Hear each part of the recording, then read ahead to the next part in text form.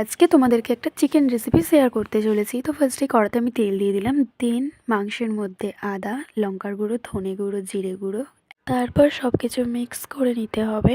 দেন marinate করে 5 minute রেখে দিলাম।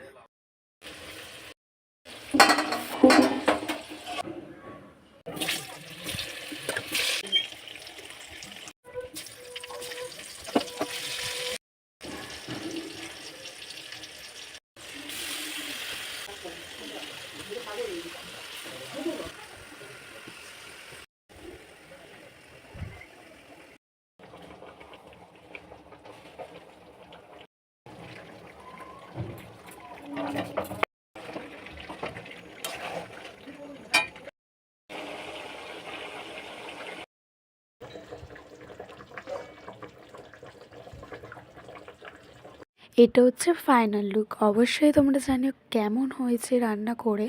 আর আমার তো জাস্ট এক কথায় দারুণ। এরকম ভিডিও পেতে গেলে সাবস্ক্রাইব।